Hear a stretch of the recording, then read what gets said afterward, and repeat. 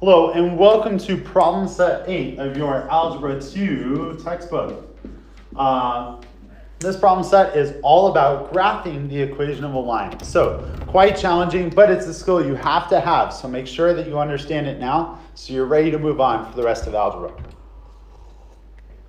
So the Algebra 1 way that you guys learned how to graph the equation of a line was like this.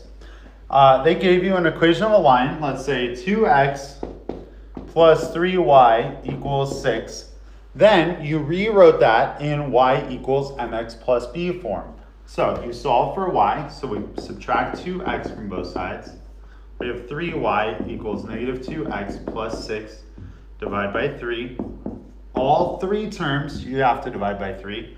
And you get y equals negative 2/3 x plus 2. Now, from here, you guys were instructed to make a table. On your table, you would have x and y values. The x values that they had you choose were kind of random. In this case, I think we did -1, 0, and 1. Just because if we do the same ones every time, we won't forget what they are. So now we plug in -1 to this. So negative 2/3 times -1 is 2/3. Plus 2. What do we have? So we have negative 2/3 times -1 makes it positive plus 2. What does that equal? Well, 2 is the same as 6/3. So 6 plus 2 is 8/3. And then what you did, well, you did that one. Then you go to the next one. If you plug in 0, what do you get? Well, 0 plus 2 is 2. What happens when you plug in 1? This is negative 2/3 plus 6/3, so that's 4/3. Now you come over here to your graph. And your job is to graph these points. So we're going to write out our scale, which just basically means writing out the numbers on the graph. So I'm going to call each of these 1.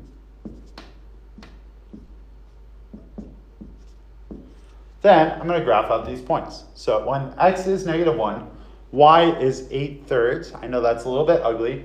8/3 is the same as 2 and 2/3. So I go to -1 on the x.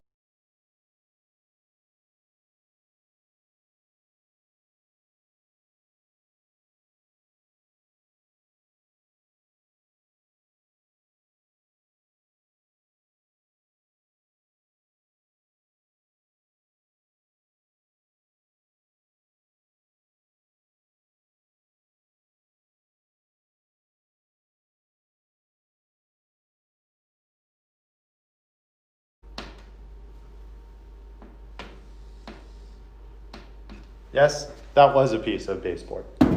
So from there, I'm going to draw arrows this way and that way.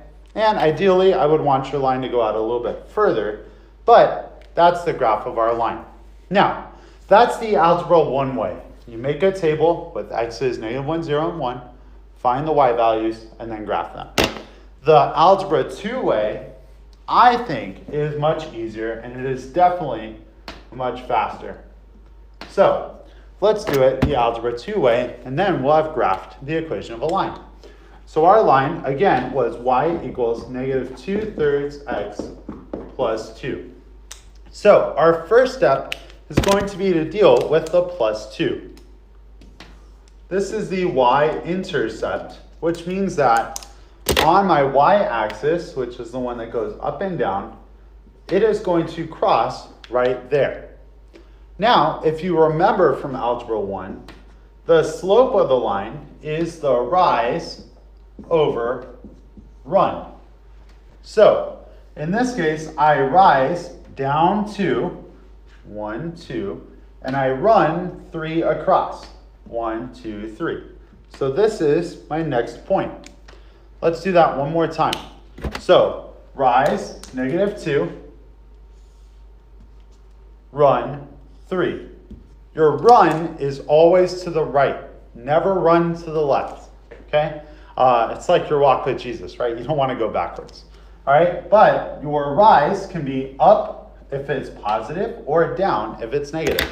Now, what I love about this method is I can keep doing that. So I can go down to and over 3 again, down 2 and over 3.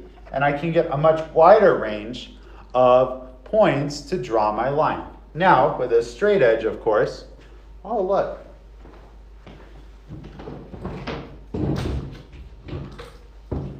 It's a larger piece of baseboard. Is this actually going to work?